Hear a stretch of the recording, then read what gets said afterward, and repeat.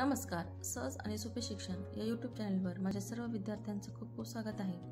आज मी तुम्हाला 7th standard mathematics यातील second term chapter number 9 to 15 यावर आधारित काही प्रश्न हे फिल इन द ब्लँक्स तसेच काही महत्त्वाची जी काही माहिती असते जी परीक्षेत विचारली जाते तर ती माहिती मी आज तुम्हाला या ठिकाणी सांगणार आहे. बऱ्याच वेळा विद्यार्थी गणिताचा अभ्यास करत असताना फक्त प्रॅक्टिस सेट किंवा एक्झरसाइज सॉल्व्ह करतात आणि जे काही महत्त्वाची माहिती असते की ज्यावर आधारित 5 मार्काचे प्रश्न परीक्षेत रिकाम्या जागांमध्ये जोड्या लावांमध्ये विचारले जातात ते मात्र ते करत नाहीत. म्हणून सेकंड टर्मवर आधारित जेवढी पण महत्त्वाची माहिती असेल किंवा फॉर्म्युले असतील ते मी या ठिकाणी सर्व एकत्र केलेले आहे जेणेकरून विद्यार्थ्यांची एक रिव्हिजन सुद्धा होते पटकन आणि गणितात ऑब्जेक्टिव्ह प्रश्न कसे विचारले जातात हे देखील समजेल. त्यामुळे परीक्षेला जाण्यापूर्वी या व्हिडिओची एकदा रिव्हिजन करून घ्यावी. तर अजूनही ज्या विद्यार्थ्यांनी माझ्या या चॅनलला सबस्क्राईब केलं नसेल त्यांनी कृपया सबस्क्राईब करून घ्यावं. व्ह्यू चॅनलमध्ये गेल्यानंतर प्लेलिस्टमध्ये तुम्हाला इयत्ता 7वीचे सेकंड टर्मचे सर्व व्हिडिओ तुम्हाला त्या ठिकाणी दिसणार आहेत. First, a bank is a government recognised institution that carries out transaction of money. तर बँक ही पैशाच्या व्यवहार करणारी एक सरकार मान्य संस्था आहे. Principal plus interest is equal to amount. Principal म्हणजे मुद्दल, इंटरेस्ट म्हणजे सरळ व्याज आणि त्यावर रास काढली जाते. टोटल इंटरेस्ट आय, मग इंटरेस्ट हे आय ने दाखवलं जातं. I is equal to P multiply by T multiply by R upon 100. मग यापैकी कोणतंही एखादं फिल इन द ब्लँक्सला तुम्हाला विचारलं जातं. मग या ठिकाणी आय म्हणजे काय असतं, सिम्पल इंटरेस्ट म्हणजे सरळ व्याज, पी म्हणजे मुद्दल प्रिन्सिपल, टी टाइम पिरियड तो आपण एंडने देखील दाखवत असतो म्हणजे मुदत, आर म्हणजे रेट ऑफ इंटरेस्ट तर व्याजाचा दर. If the interest on 1700 rupees is 340 rupees for 2 years the rate of interest must be. मग या ठिकाणी आपला इंटरेस्ट दिलेलाच आहे ऑलरेडी तर रेट ऑफ इंटरेस्ट म्हणजे आर आपल्याला काढायचा आहे. तर आपण फॉर्म्युल्यामध्ये किमती टाकू. I is equal to P multiply by T multiply by R upon 100.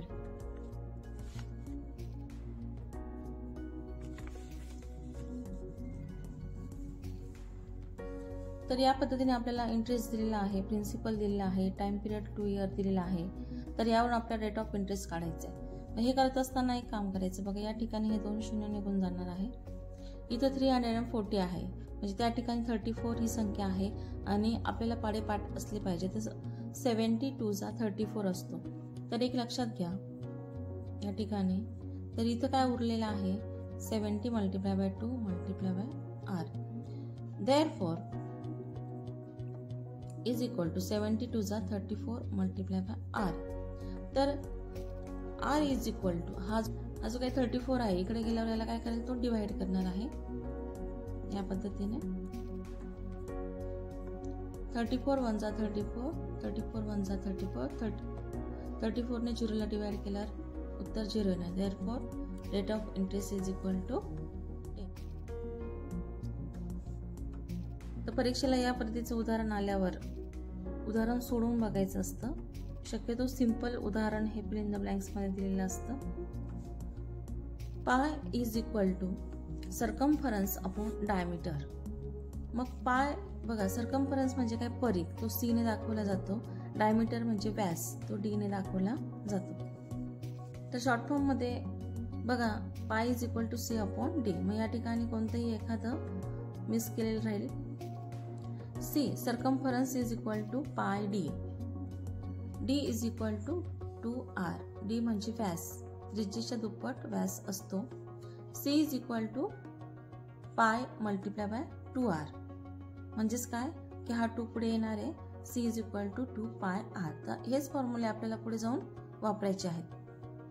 आता या ठिकाणी बघा C is equal to pi D आहे आणि सी इज इक्वल टू 2 पाय आर आहे. तर डी ची व्हॅल्यू काय असते 2r. डी व्यास म्हणजे 2 त्रिज्यांचा बनलेला आहे म्हणून आता डी च्या ठिकाणी 2r टाकलेला आहे या ठिकाणी. मग हा एक फॉर्म्युला आणि हा एक फॉर्म्युला सर्कम्फरन्स साठी वापरला जातो. पायची व्हॅल्यू ही 22/7 दिलेली असते. ज्या वेळेला आपण 7 ने 22 ला डिवाइड करतो तर काही डेसिमल पर्यंत गेल्यानंतर पुन्हा आपल्याला ह्या संख्या मिळायला लागतात 3.40. आता हा लेसन शिकवलेला आहे त्या ठिकाणी हे उदाहरण मी समजून दिलेलं आहे की 3.40 कसा येतो, तर कृपया ते बघून घ्यायचं आहे याच्यावरील चॅप्टर. तर पायची व्हॅल्यू काय असणार आहे 3.40. जेव्हा 7 ने 22ला आपण डिवाइड करू त्यावेळेला हे आन्सर मिळणार आहे. 11. Total number of rotation. Total number of rotation म्हणजेच काय, चाकाचे एकूण फेरे, डिस्टन्स अपॉन सर्कम्फरन्स. मग चाकाचे एकूण किती फेरे झाले, मध्ये दिलेलं अंतर असेल, मग त्याच्यावर चाकाचा एक पूर्ण राऊंड म्हणजेच काय असतो, सर्कम्फरन्स ऑफ द सर्कल. मग डिस्टन्स अपॉन सर्कम्फरन्स म्हणजे अंतर भागिले परिघ, हा त्याचा फॉर्म्युला आहे. 12. 1 rotation is equal to 1 circumference. मग एक फेरा म्हणजेच काय असेल तर एक पूर्ण परिघ त्या चाकाचा. R is equal to 7 centimetre असेल तर डी म्हणजे व्यास किती काढायचा आहे. त्रिज्या जर 7 सेंटीमीटर दिले असेल तर व्यास किती येणार आहे. तर या ठिकाणी मी रफली सॉल्व्ह करून दाखवते तुम्हाला. D is equal to 2 multiply by R. D is equal to 2 multiply by R ची व्हॅल्यू दिलेली 7. देअरफॉर 7 टू जा 14 सेंटीमीटर. या ठिकाणी व्हॅल्यू काय येणार आहे 14 centimetre.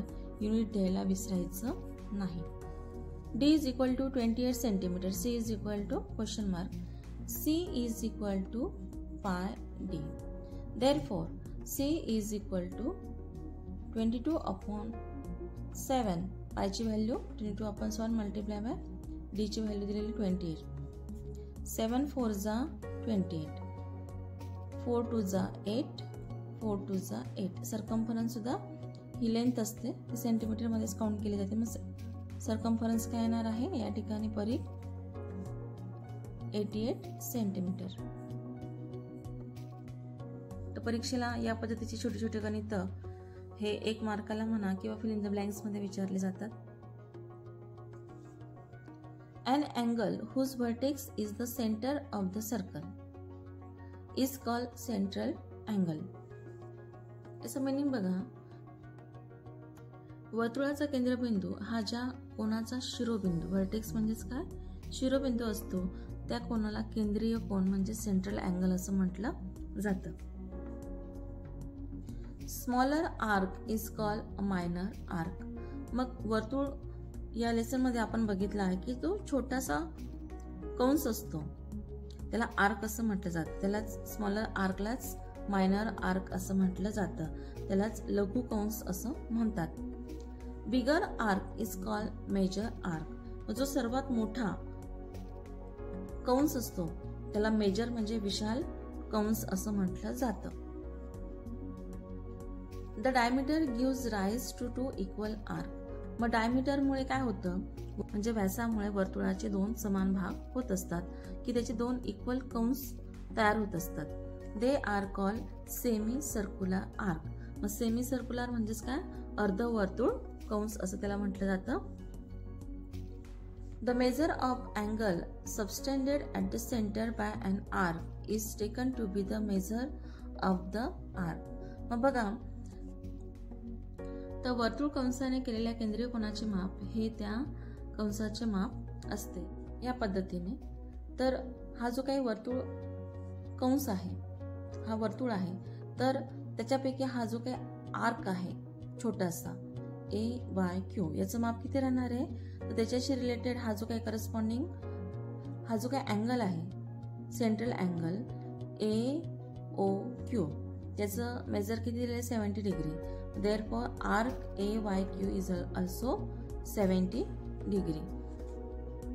The measure of a minor arc is equal to its corresponding central angle. आता सांगितलं की जो काही लघु कंस आहे त्याचं माप हे त्याच्याशी संबंधित जो काही सेंट्रल अँगल आहे केंद्रीय कोन त्याच्या मापा इतकंच असतं. The measure of a major arc is equal to 360 degree.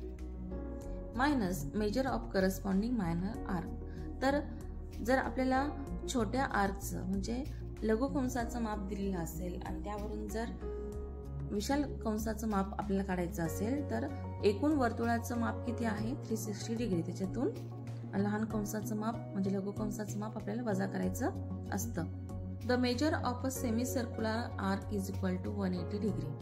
मग अर्धवर्तुळ किंवा अर्धवर्तुळ कंसाचं माप हे किती असतं? 180 डिग्री असतं. एरिया ऑफ स्क्वेअर म्हणजे चौरसाचे क्षेत्रफळ. तर बाजू गुणिले बाजू असं आपण मराठीत काढत असतो. त्याचा इंग्लिशमध्ये फॉर्म्युला आहे side multiply by side, side square म्हणजे बाजू वर्ग. एरिया ऑफ रेक्टँगल, रेक्टँगल म्हणजे आयत, आयताचे क्षेत्रफळ. तर आयताला लांबी आणि रुंदी असते. स्क्वेअरला काय असतात? साईड मल्टिप्लाय बाय साईड, याला लांबी गुणिले रुंदी. शॉर्ट फॉर्म मध्ये एल मल्टिप्लाय बाय बी असं दाखवलं जातं. Area of right angle triangle, मग हा बघा, तर area of right angle triangle हा नेहमी रेक्टँगलच्या हाफ असतो. मग त्यावेळेला लेंथ आणि ब्रेड्थ न म्हणता तर आपण ह्या दोन पद्धतीने आपण हा फॉर्म्युला लिहू शकतो. 1/2 multiply by product of sides forming right angle. या पद्धतीने area of triangle is equal to 1/2 multiply by base multiply by height.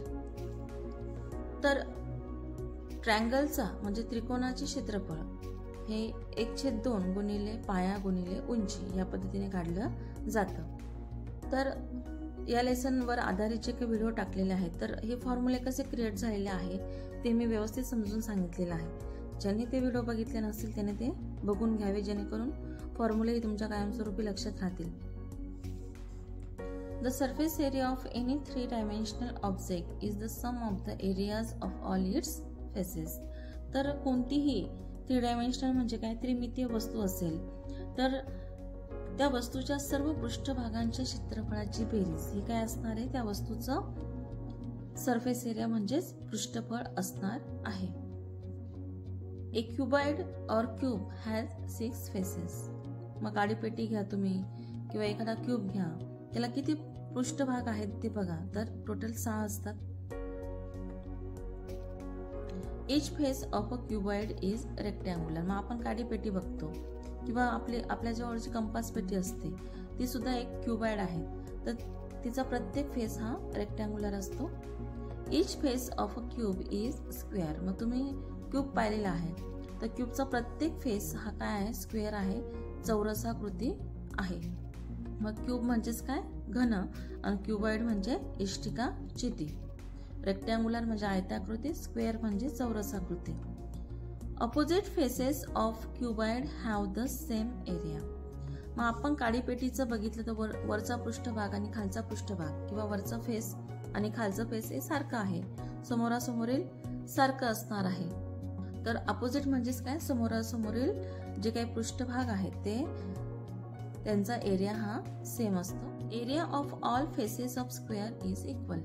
मग स्क्वेअर तर जो काही क्यूब असेल तर त्याचे सगळे फेसेस हे स्क्वेअर शेपमध्ये असतात, त्याच्यामुळे सगळ्या स्क्वेअरचा हा एरिया काय असणार आहे?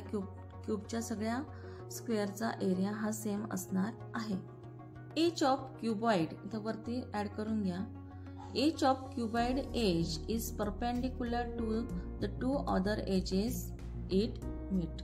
बघा, तर जर आपण बघितलं काडीपेटी घ्या किंवा कंपास पेटी घ्या, तिच्या एका टोकाकडे जर बघितलं तर त्या एका टोकावर किंवा त्या एका व्हर्टेक्सवर 3 बाजू मिळालेल्या असतात, जॉईन असतात. तर त्या तिघही बाजू एकमेकाला काय असतात? परपेंडिक्युलर म्हणजे लंब असतात. त्या तिघही कडा एकमेकाला लंब असतात, परपेंडिक्युलर असतात. Area of 1 face of the cube. क्यूबचा एकच फेस जर विचारात घेतला आपण तो त्याचा शेप हा स्क्वेअर असतो. म्हणून या ठिकाणी फॉर्म्युला काय लागणार आहे? Area of square. मग स्क्वेअरचाच एरिया लागणार आहे.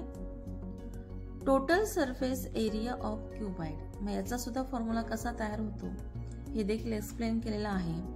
Total surface area of cuboid is equal to 2 ब्रॅकेटमध्ये एल मल्टिप्लाय बाय बी. आता बी घ्यायचा, त्याला एच लावायचा, नंतर एच घ्यायचा, त्याला काय लावायचं? एल लावायचा. मग L multiply by B, length multiply by breadth, plus breadth multiply by height, plus length multiply by height. मग लेंथ म्हणजेच लांबी, ब्रेड्थ म्हणजेच रुंदी, एच हाईट. मग या पद्धतीने हा फॉर्म्युला लक्षात ठेवायचा आणि यावरून आपल्याला पूर्ण क्युबाइडचं सरफेस एरिया मिळत असतो. म्हणजेच इष्टिका चितीचे एकूण पृष्ठफळ आपल्याला मिळत असते. Total surface area of cube. मग क्यूब म्हणजे घनाचं एकूण पृष्ठफळ 6 मल्टिप्लाय बाय साइड स्क्वेअर. तर क्यूबला टोटल फेसेस किती असतात? 6. ते सर्व सारखे असतात. मग प्रत्येक फेस हा स्क्वेअर शेप असतो आणि एका स्क्वेअरचा एरिया काय असतो? Side square. मग 6 मल्टिप्लाय बाय साइड स्क्वेअर. मग साइडसाठी L हे देखील वापरलं जातं. Total surface area of cube having side 3 centimetre. जर क्यूबची म्हणजे घनाची एक बाजू जर 3 सेंटीमीटर असेल तर त्या घनाचं पूर्ण पृष्ठफळ आपल्याला काढायचं आहे. तर मी आता त्याच्यासाठी आपल्याला हाच फॉर्म्युला वापरायचा असतो. 6 multiply by L square is equal to 6 multiply by L किती दिलेला आहे? साइड किती दिला आहे? 3. 3 चा काय करायचा? स्क्वेअर. 6 multiply bye 9. 3 चा स्क्वेअर काय येणार आहे? 9. देअरफॉर 9 6 चा 54. तर 54 हे उत्तर राहणार आहे. आणि या ठिकाणी आपल्याला त्याचं युनिट देखील द्यायचं आहे. तर एक लक्षात घ्यायचं आहे, सरफेस एरिया म्हणजे हा एरियाच असतो. मग एरियाचा फॉर्म्युला आपण काय करतो? तर सेमी स्क्वेअर घ्या किंवा स्क्वेअर सेंटीमीटर असं लिहिलं तरी चालणार आहे. In a right angle triangle the square of a hypotenuse is equal to the sum of the squares of other 2 sides. तर या आकृतीमध्ये हा कर्ण म्हणजे हायपोटेनस आहे, हाईट अँड बेस. तर या हायपोटेनसचा स्क्वेअर तो कोणाच्या बरोबरीने असतो? या बेसच्या स्क्वेअरशी प्लस हाईटच्या स्क्वेअरशी. त्याच्यावर हा फॉर्म्युला तयार होत असतो. आता एवढ्यात मराठीमधून जो फॉर्म्युला बघितला तोच बघा. Hypotenuse square is equal to base square plus height square. मग यावर आधारित आपण जे पण उदाहरणं सोडवतो त्यावेळेला हा फॉर्म्युला आधी टाकून द्यायचा. त्याच्यामुळे गणित सोडवायला सोपं जातं. एवढी मोठी फिल इन द ब्लँक्स परीक्षेला विचारली जात नाही, पण तरीही माहिती असणं फार महत्वाचं असतं. If in a triplet of natural numbers. तर बघा, नैसर्गिक संख्यांच्या त्रिकुटामध्ये the square of the biggest number is equal to the sum of the squares of the other 2 numbers. मग आपल्याला 3 नंबर दिले, त्यातला जो सगळ्यात मोठा नंबर असेल तर त्याचा स्क्वेअर हा उरलेल्या त्याच्यापेक्षा लहान असलेल्या 2 नंबरच्या स्क्वेअरच्या बेरजे इतका असतो, की जो आता आपण एवढ्यातच हा जो फॉर्म्युला बघितला त्या पद्धतीने. Then the 3 numbers form a Pythagorean triplet. मग यावरून ते तिघही नंबर पायथागोरसचे त्रिकूट तयार करत असतात. अल्जेब्रिक फॉर्म्युले हा जो काही लेसन आहे आपला, बेसिक सूत्रे, तर त्यामध्ये हे जे काही सूत्र आहेत हे पाठ करायचे. तर हे सूत्र सुद्धा कसे तयार झालेले आहेत हे सुद्धा त्या लेसन मध्ये एक्सप्लेन केलेलं आहे मी. तर ज्या वेळेला ऍडिशन असते त्या ठिकाणी बघा सगळीकडे ऍडिशन असतं. हे दोघेही फॉर्म्युले सारखे, पण मायनस असताना फक्त या ठिकाणी मायनस असणार, बाकी सेम. आणि या ठिकाणी प्लस आणि मायनस असताना इथं सेंटरला काय राहणार आहे? मायनस, आणि 2ab नसणार. तर हे फॉर्म्युले लक्षात ठेवायचे आहे. याच्यावरील कोणताही एखादी टर्म ही मिस केली जाईल, गाळली जाईल. तर आपला जो काही स्टॅटिस्टिक किंवा सांख्यिकी हा लेसन आहे त्याच्यामधलं आता ही सगळी माहिती आहे. ॲव्हरेज म्हणजे सरासरी. Sum of all scores in given data upon total number of scores. मग सरासरी ही कशी काढली जाते? तर दिलेल्या माहितीमध्ये जेवढे बी स्कोर्स असतात, जेवढे पण आपल्याला आकडे दिलेले असतात किंवा प्राप्तांक असतात, तर त्यांची आपल्याला बेरीज करायची असते. मग ते टोटल नंबर किती आहेत ती संख्या काढायची, मोजायची, आणि त्या संख्येने डिवाइड करायचं असतं. म्हणजे एकूण प्राप्तांकांची ती संख्या त्याच्याने आपल्याला डिवाइड करायचं असतं. मग यावरून ॲव्हरेज निघत असतो. The number of times a particular score occurs in a data is called the frequency of that score. तर बघा, the number of times a particular score occurs in the data. तर दिलेल्या माहितीमध्ये एखादा जो काही स्कोर असेल किंवा प्राप्तांक असेल तर तो ठराविक वेळेनंतर रिपीट होत असतो. मग it is called as frequency म्हणजे वारंवारिता. तर एखादा प्राप्तांक किती वेळेला आला आहे हे दर्शविण्यासाठी प्राप्तांकांची वारंवारता आपण काढत असतो. तर यावर आधारित आपण प्रॅक्टिस सेट बघितलेले आहेत, ते बघून घ्या म्हणजे तुम्हाला तो समजेल. A simple way to tabulate score is by using tally marks. तर टॅली मार्क्स म्हणजे ताळ्याच्या खुणांचा वापर केला जातो या ठिकाणी. तर प्राप्तांकाचे वर्गीकरण सोप्या पद्धतीने करण्यासाठी एखादा अंक जर रिपीट झाला तर त्याच्यापुढे तशा खुणा मारल्या जातात आणि 5 जर रिपीटेशन असेल त्या संख्येचं तर 4 खुणा करून 5वी खूण ही अशी तिरपी मारली जाते. त्या खुणांनाच टॅली मार्क्स असं म्हटलं जातं. A table in which the number of tally marks indicates the frequency is called frequency table. मग असा एक टेबल किंवा सारणी की ज्यामध्ये खुणांची संख्या वारंवारिता दाखवते, वारंवारिता सारणी म्हणजे फ्रिक्वेन्सी टेबल असं म्हटलं जातं. शेवटचं बघा. When the number of scores is very large, a frequency table is used to find their average. तर याचा मीनिंग बघा. तर प्राप्तांकांची संख्या खूप मोठी असते, मग त्यावेळेला वारंवारता सारणीचा उपयोग सरासरी काढण्यासाठी केला जातो. तर अशा पद्धतीने चॅप्टर नंबर 9 to 15 यावर आधारित जेवढी पण महत्त्वाची माहिती होती तेवढी मी देण्याचा प्रयत्न केला. तर ही माहिती कायमस्वरूपी लक्षात ठेवा, पुढील इयत्तेसाठी देखील ती कामात पडत असते. तर तुम्हाला सर्वांना हा व्हिडिओ जर आवडला असेल तर माझ्या चॅनलला सबस्क्राईब करा. ज्यांनी केलं नसेल त्यांनी सबस्क्राईब करा आणि इतर विद्यार्थ्यांकडून देखील सबस्क्राईब करून घ्या. लाईक करा, शेअर करा. व्हिडिओ बघितल्याबद्दल खूप खूप धन्यवाद.